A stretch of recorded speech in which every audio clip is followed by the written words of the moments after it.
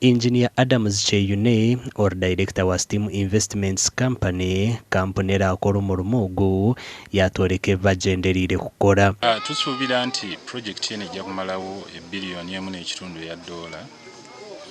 era bwetwogerera nti tuli mu kuteekamu kubanga tuzze tufollowing emitendera gy'olina okuyitamu okuzimba factory twakamaliriza tunaatera okumaliriza documents zo zokka zaakalya miliyoni nga 7 eza dola. Bamwe habiri kwetengwa kukora gy'omurimo ogu okurugyerera hari Cheyune nibyija kwetengwamu okukoresa tekinologiya y'amaani. Tusuubira nti gavumenti egenda tukwatirako mu kuzimba substation y'amasanyalaze eri mu process okuzimbibwa actually nga ya megawatt 8. Tusuubira nti twatuula nabo ne bagamba bajja tuwaako megawatt 7 kwezo naye era tezimala 7 awamu twagala megawatt nga 305. Ebisatwataano ebyo tugenda byezimbira nga ffe okuva mu furnaces zaffe za hydrogen tujja kukola amasanyalaze agava mu steam bagiyita steam turbine.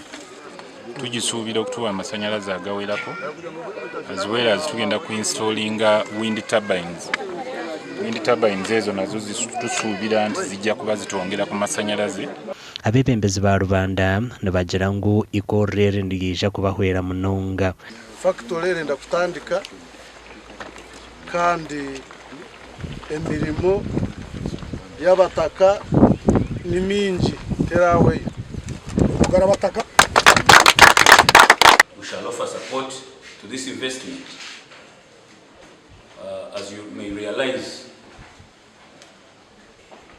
my interest would be in the revenue and the employment, both direct and indirect jobs to our people.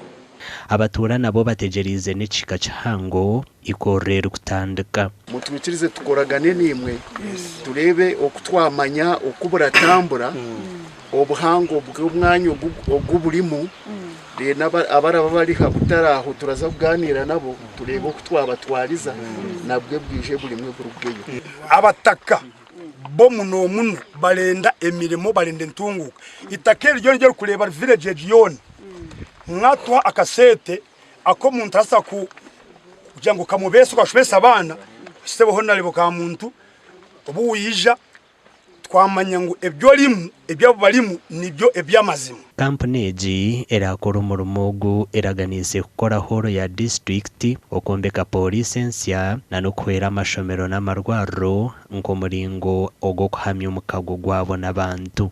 Amakuru agagasha kwa Job n'amanya omu Rubanda.